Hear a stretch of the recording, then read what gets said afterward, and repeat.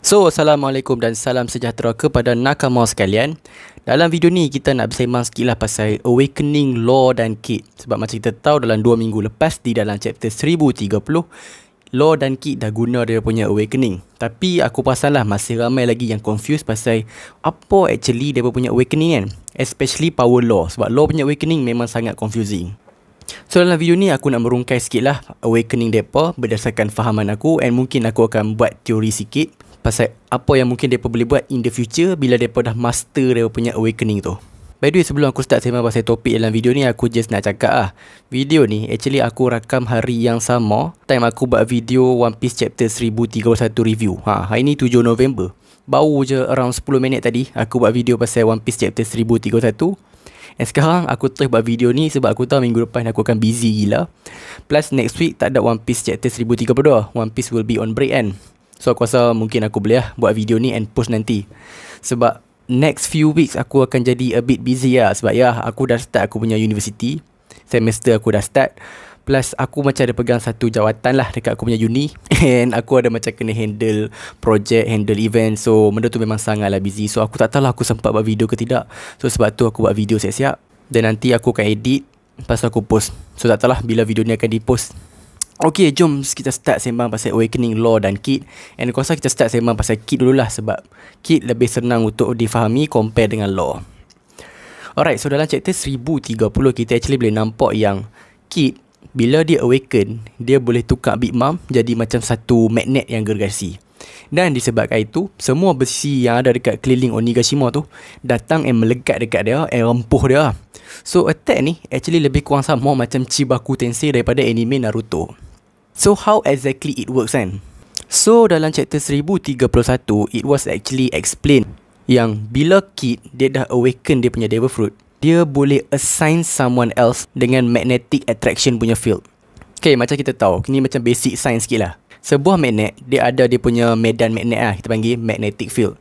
Dan dalam magnetic field tu, dia boleh attract lah besi ke apa semua tu kan.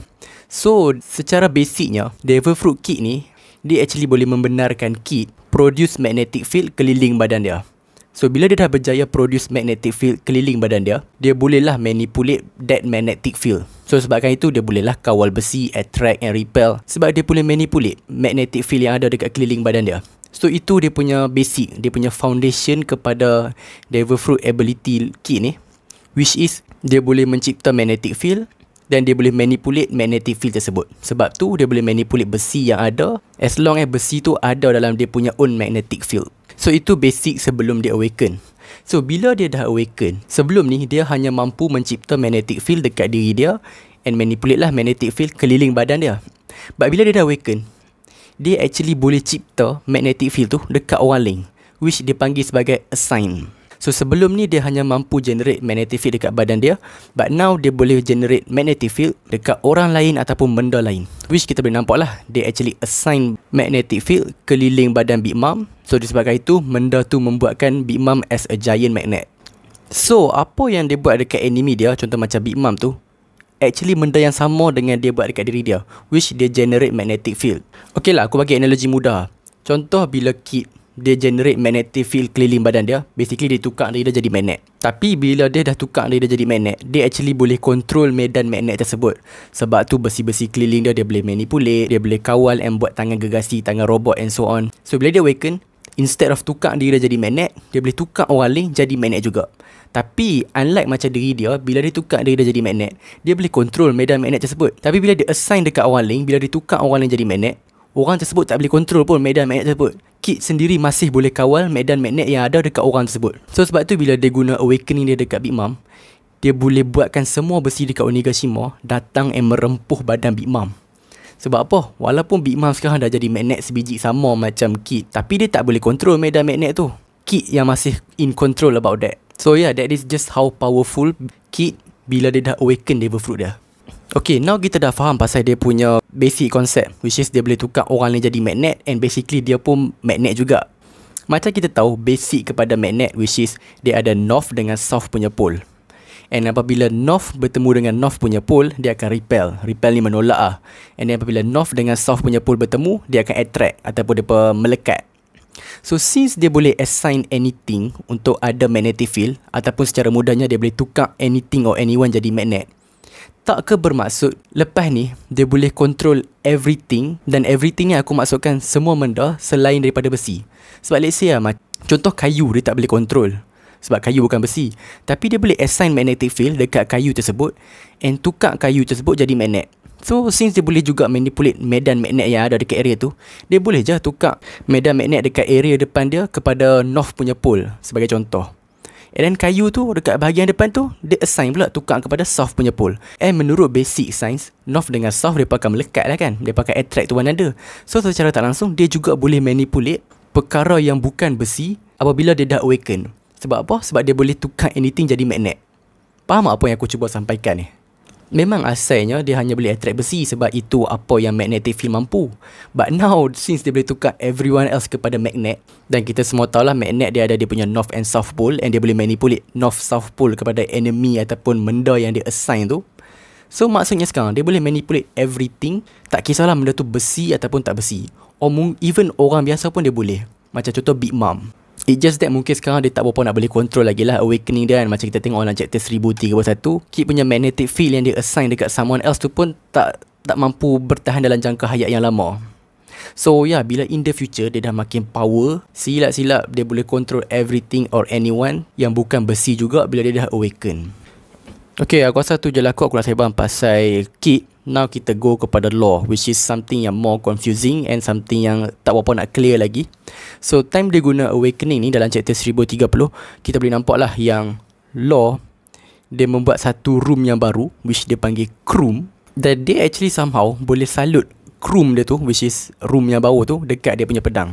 Dan masa tu dia lompat and dia menggunakan satu attack yang bernama Anesthesia.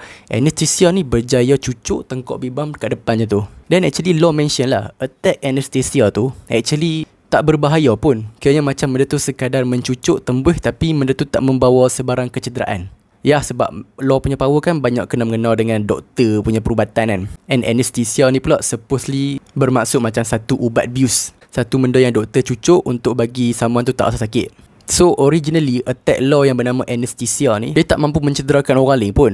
Mungkin law hanya guna time nak bedah someone. But then law actually mention walaupun anesthesia ni tak berjaya mencederakan orang lain, dengan adanya Kroom, benda ni berjaya mencederakan Big Mom daripada bahagian dalam. So kita boleh assume lah kemungkinan Kroom ni dia ada macam satu radioactive material, lebih kurang sama macam gamma knife.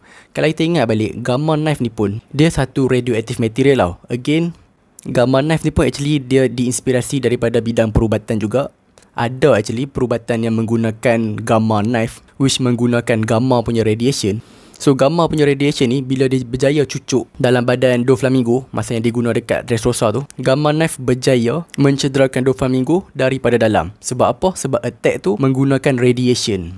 Radiation ni memang dia boleh tembus sel-sel manusia apa semua and rosakkan daripada dalam lah. So aku rasa Kroom ni pun sama, and aku rasa Kroom ni dia merupakan, dia macam room tapi dia radioaktif punya room. Mungkin lah.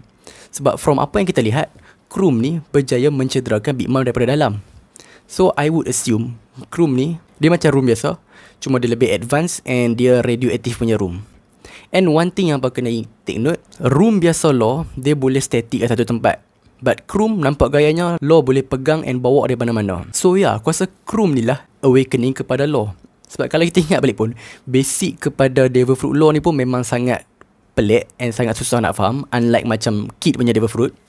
Tapi secara asasnya, room tu lah merupakan basic kepada Devil Fruit Law. Sebab once dia dah buat dia punya room, dia boleh buat apa-apa sahaja dalam room dia. Tanpa room, dia tak boleh buat apa-apa power langsung. So yeah, room merupakan basic kepada Devil Fruit Law. So mungkin bila dia dah awakening, dia pun dapatlah menggunakan advanced version of room, which is basic kepada Devil Fruit dia tadi tu. And dia punya advanced version tu ialah Kroom, which is nama baru. Aku tahu nama dia pun pelik, daripada room jadi Kroom kan. So mungkin Kroom ni, advanced version of room ni, salah satu perkara baru yang dia boleh buat ialah, satu, dia boleh menggerakkan Kroom tersebut. Sebab room yang asal macam kita tahu dia hanya static. Once dia buat room kat satu tempat, maka room tu dah tak boleh bergerak. But now bila dia awakening, Kroom tersebut boleh bergerak mengikut cita rasa law lah. So I guess benda ni macam satu advantage lagi lah dekat Law, sebab sebelum ni bila dia dah buat room, fight dia hanya limited di dalam room tersebut. But now bila dia dah awaken, room dia tu boleh bergerak mengikut cita rasa Law sendiri. And another thing, mungkin another advanced version ialah room tu dia macam satu radioactive punya room macam aku cakap tadi. So anyone yang ada dalam room Law ni, secara tak langsung sel-sel dalam badan dia pun akan rosak. And bila dah lama sangat dalam room, mungkin orang tersebut boleh mati sebab kena bahan radioaktif tu, which bahan radioaktif yang ada dalam room. So itulah aku punya teori, which aku rasa Awakening Law ni ialah dia punya room, di mana room tu secara basicnya ialah advanced version kepada room. Dan apa kelebihan room ni ialah satu, dia boleh bergerak mengikut Law instead of satu room yang static macam room biasa Law tu. And second, room ni merupakan satu radioaktif punya room, mungkin lah. So anyone yang ada dalam room Law ni, dalam jangka masa yang panjang, sel-sel dalam badan mereka akan rosak sedikit demi sedikit sebab benda tu merupakan radioaktif punya room. And aku rasa benda ni actually make sense sebab Law, kalau hampa tengok, dia actually salute room tu dekat pedang dia. So dekat sini mungkin kita boleh assume yang room yang ada dekat pedang Law time dia serang Big Mom tu merupakan satu concentrated version of room. Maksudnya daripada room yang besar yang radioaktif tu, dia kumpul bagi padat and salut dekat pedang tu. So bila dia cucuk Big Mom tu, memang dia cucuk dengan satu tusukan yang dipenuhi dengan concentrated radioactive punya attack. So sebabkan itu serangan tu terus efektif against Big Mom. Sebab mungkin room yang besar, dia boleh merosakkan sel-sel someone tetapi slow lah kan. But now Law, dia menggunakan room dia tu, dia padatkan and concentrate dekat satu kawasan. So sebabkan itu, bila dia cucuk Big Mom, attack tu menjadi lebih efektif dan radioaktif tu jadi lebih kuat. So aku tak tahu lah, aku orang apa faham lah. Sebab video ni actually aku tak adalah ada skrip sangat. Aku just macam, aku adalah plan apa yang aku nak cakap before this, but aku tak adalah tulis skrip sangat, so aku just cakap. So aku orang apa faham lah apa yang aku cuba nak sampaikan. So basically itulah dia pasal teori, bukan teori lah, macam ulasan aku terhadap Awakening Law dan Kid. Mungkin we will find out more on the next few chapters, but for now, dengan informasi yang sikit kita ada, inilah aku punya andaian berdasarkan informasi yang kita ada sekarang. So apa pendapat hampa pasal Awakening Law dan Kid ni, especially Law lah. Cuba hampa bagi sikit hampa punya idea pasal apa fahaman hampa tentang Awakening Law ni. Sebab aku pun nak dengar jugalah pendapat orang lain. Sebab memang Devil Fruit Law punya Awakening memang sangatlah unclear sekarang dalam manga. It was never really mentioned ataupun explained secara detail. So aku teringinlah nak tahu apa pendapat hampa. So dengan itu tamatlah video ni. Macam biasa, for those yang tak subscribe lagi, silalah subscribe. Dengan itu aku pun ciao lu nakama sekalian.